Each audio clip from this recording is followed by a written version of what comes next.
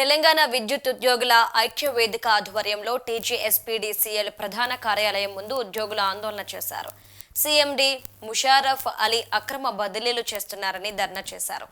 ఎప్పటిలాగానే మేలో జరిగే బదిలీలు ముందస్తుగానే జనవరి, ఫిబ్రవరిలో పెట్టే ఆలోచన చేస్తున్న సీఎండీ ముషారఫ్ అలీ ఆలోచనను వెనక్కి తీసుకోవాలని డిమాండ్ చేశారు.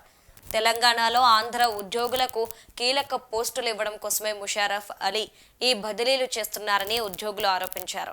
అక్రమ బదిలీలు చేయడాన్ని పునరాలోచించుకొని తమకు న్యాయం చేయాలని కోరారు. వెంటనే ఈ అక్రమ బదిలీలు ఆపాలని ఉద్యోగులు డిమాండ్ చేశారు.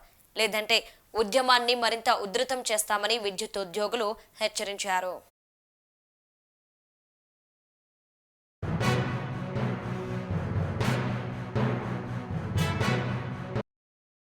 మాది ఒకటే డిమాండ్, ప్రజెంట్ అయితే ఒకటే డిమాండ్. ఏదైతే మీరు గైడ్లైన్స్ ఇచ్చారో, ఏవైతే మీరు ట్రాన్స్ఫర్ పాలసీ డిసైడ్ చేశారో, దయచేసి దాన్ని కెప్టెన్ అఫెన్స్లో పెట్టమని మేము నిన్న రిక్వెస్ట్ చేయడం జరిగింది. నిన్న ఈవినింగ్ రిక్వెస్ట్ చేయడం జరిగింది. అప్పటి వరకు ఎటువంటి ధర్నా మేము కాల్ఫర్ చేయలేము. కానీ మేము చెప్పిన తర్వాత కూడా కనీసం వీళ్ళు ఏం చెప్తున్నారు, అసోసియేషన్ వాళ్ళు ఏం చెప్తున్నారు అనేది కనీసం వినకుండా, ఎటువంటి దాని మీద మాకు సొల్యూషన్ రాకుండా చెప్పడం జరిగింది. ఇక నైట్ 11 గంటల తర్వాత మాకు గత్యంతరం లేక ఉద్యోగస్తులతో మేము మాట్లాడినప్పుడు వాళ్ళు ఒకసారి ఇష్యూ మా చేతికి వెళ్ళి బయటికి పోయిన తర్వాత ఎవరమేం చేయలేము. ఇలా మీరు చూడండి, నైట్ 12 గంటలకు కాల్ ఆఫ్ చేస్తే ఇలా వేల మంది ఉద్యోగులు రోడ్డు మీద వచ్చారు. ఈ యొక్క మింట్ కాంపౌండ్లోని టీజీఎస్పీడీసీఎల్ కాంపౌండ్లో ధర్నా ప్రోగ్రాంకు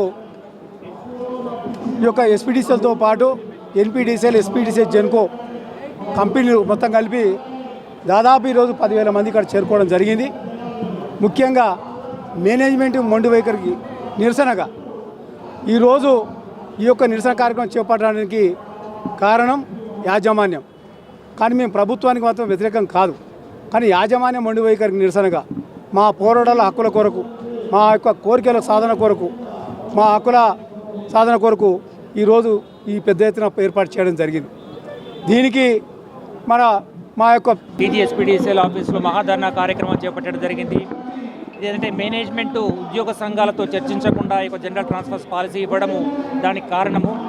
ఇప్పటికైనా మేనేజ్మెంట్ ఏదైతే ట్రాన్స్ఫర్ పాలసీ ఇచ్చిందో దాన్ని అబెన్స్లో పెట్టి ఉద్యోగ సంఘాలను చర్చలకు పిలిచి ఫర్దర్గా ఈ ట్రాన్స్ఫర్స్ మే, జూన్ కాలంలో కానీ చేయాలని చెప్పేసి, అట్లనే గైడ్లైన్స్లో కూడా కొన్ని చేంజెస్ చేసి ఈ యొక్క ట్రాన్స్ఫర్స్ ఇవ్వాలని చెప్పేసి మేము డిమాండ్ చేస్తూ ఉన్నాము.